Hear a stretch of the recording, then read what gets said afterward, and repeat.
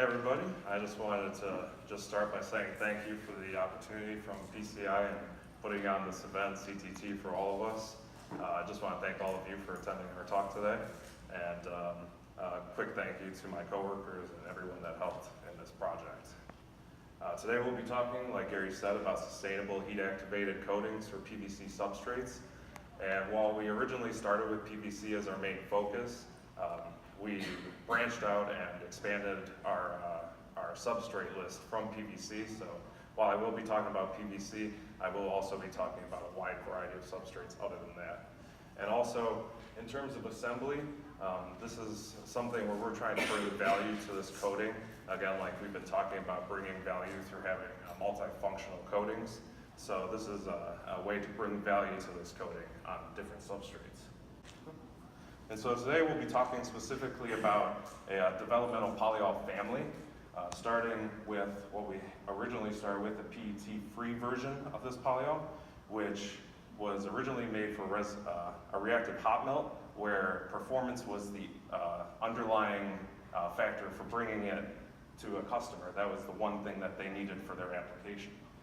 And from there, we took the same polyol formulation and we built in PET to the formulation, mainly because we were looking for properties of it to adhere to PET and adhesive, but later down the line finding out that the PET also helped the coating properties.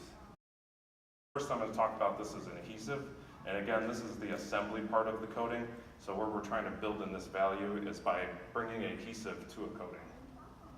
And so our value proposition, as it started as a customer-directed project, was to match or exceed the performance of a controlled or a competitive product in the market.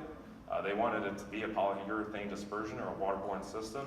It had to be an adhesive that had a similar activation temperature, and as they came to Resinate, they were expecting us to build in that sustainability while still remaining cost-effective for the product that they're currently using. And just as a quick little video, we have one of our resident chemists that are trying to pull apart our first generation of this adhesive. What you are seeing is our resident human instron attempting to pull apart two separate PVC test strips that have been heat sealed together using the new adhesive. No matter how hard he pulls, our weightlifting competitor and chemist can't separate the two strips of PVC. So when we first started, we wanted to leverage our past work, and like I had said before with the developmental polyol family, we started with the PET-free version of this polyol, and that was originally, like I had said before, designed for this reactive hot melt. And at first we screened a large majority of our reactive hot melt polyols in 2K systems to see if they were a good starting point for a PVC adhesive. And from there we developed sister polyols to our originals, where we adjusted molecular weights to make sure that they were stable in a urethane dispersion system. And so most of the troubles that we had were making sure that the molecular weight was low enough that we could get them into the system while still maintaining a large enough molecular weight that we kept the strength from the larger molecular weight polyol that we started with. And also the molecular weight seemed to change the activation temperature slightly. So we had to make sure that wherever we ended up, we met that requirement. So parameters that we looked at in terms of performance were originally an isocyanate study, ranging anywhere from 0.8 to 1.3 to see how this reacted in a urethane dispersion system. And we noticed that a 0.8 to 1 isocyanate to hydroxyl ratio, that we got a soft spongy film, and there wasn't very much strength to it, and it was tacky at room temperature. And then when we went to a 1.3 to 1, we ended up not being able to melt this out to way above 130 C. It was very hard at room temperature, and so we couldn't meet that requirement, so we had to go somewhere in the middle. So we then looked at the range of DMPA, or dimethyl propionic acid content, and by modifying the content of DMPA, which we originally had started with at a 0.5 to 1 stoichiometric amount to polyol hydroxyl, we went up to 1.5, and by doing that, we could bump the TG that we saw from our 0.9 to 1 isocyanate hydroxyl ratio formula, and we're able to achieve attack-free dry at room temperature while still then achieving that specified application temperature that our customer expected. So just a little bit of background on our adhesive application. We had two substrates, one wet, one dry. We applied the PUD, dried it, heated it to the specified application temperature, adhered the two substrates, and then we now are pulling them apart on our MTS. And we tested on a variety of substrates, ranging from different plastics, like I'd said, starting with PVC. We tested multiple different kinds of rigids, foam PVC and flexibilized PVC, and then also metals like aluminum and steel, which we'll see in just a second. And we tested those against a commercial ethylene vinyl acetate adhesive, which was specifically marketed towards multi-substrates and specifically mentioned PVC and metals as one of its key substrates. And so, looking at our substrate adhesion data, originally we started with PVC, and you can see that compared to the control, we're a large margin ahead of it. In something that was kind of interesting to us was the aluminum and steel adhesion and the bond strength that we formed on those materials. And so that started to become more of a focus as we did some more testing on this product. And so this is just a quick look at how we did our lab shear testing on our substrates. And then this here is a quick video of us pulling apart a steel substrate that's adhered with our adhesive made from these polyols. And then on the left here in a second is going to appear the graph from the MTS just showing that load force that's being put on these substrates.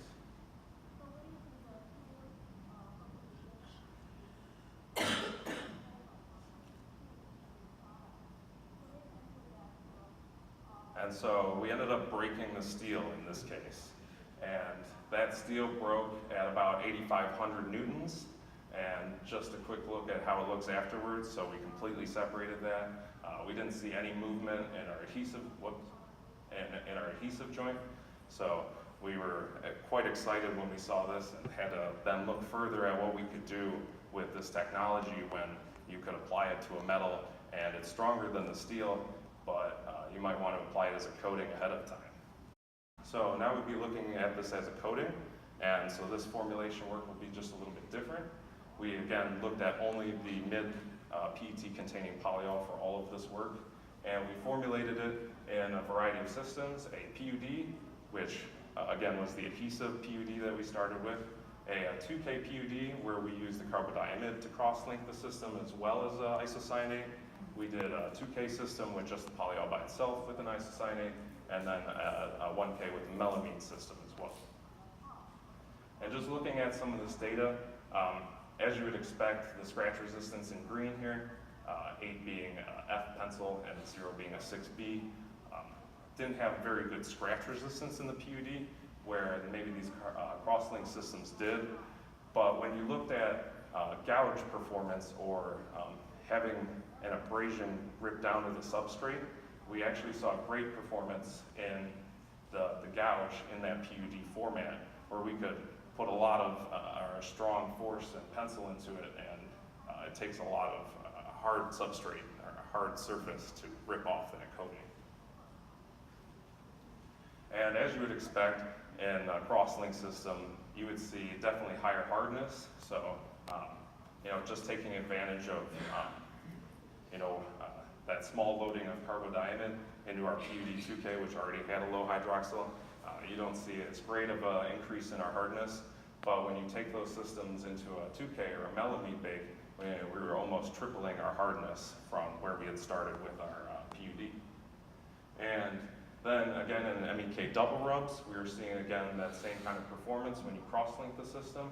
So, while you may formulate it as a PUD for the adhesive, when you formulate it otherwise, you can definitely get these great properties that you would expect from a coating.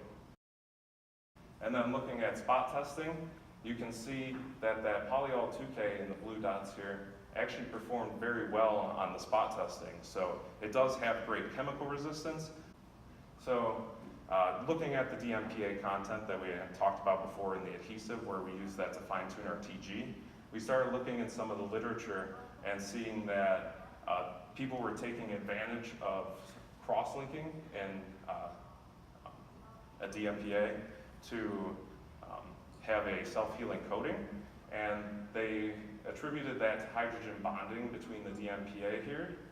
And while you may have hydrogen bonding in the urethane segments, having this large content of DMPA and be able to build these large poly-DMPA segments can increase the amount of hydrogen bonding that you'd see in any of these DMPA regions. So, just a quick value and takeaway here. We have a heat-activated adhesive, which when formulated correctly, and as we are now looking more into the development of it being a coating that can then be used as an adhesive in like a spot heating application that can then adhere, and then afterwards goes back to being a protective coating. In that case, you could store it as a solid on the substrate it's supposed to be used on. It can be transported, and then it can be heated and then used for an assembly step later in its life cycle. It has a strong adhesive bond, and then as we are developing this product, we're trying to develop these coating properties so you don't have to have this cross-link system.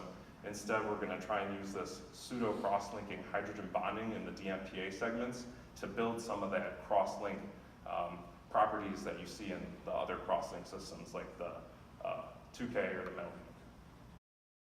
And for some future work that we're looking at, just because this is a developmental system, just looking at some polyol optimization, maybe changing those molecular weights and balancing the strength of the polymer with our end PUD product. Looking again at that Gardner color and trying to provide a product that has a low Gardner color up front, even though when it is used in the PUD product, as we had seen, it forms that translucent clear coating. By bumping our cross-linkers, we can further optimize our coating properties. And again, we really want to look at the DMPA content and its effectiveness to really bring out those cross-linked properties to a non-cross-linked system, and also using it to further bump the effectiveness of the adhesive once it is then used later. And then I just wanted to say a quick thank you to some people, my coworkers. Again, just a quick thank you to PCI for putting on this event, and every one of you for attending. Thank you.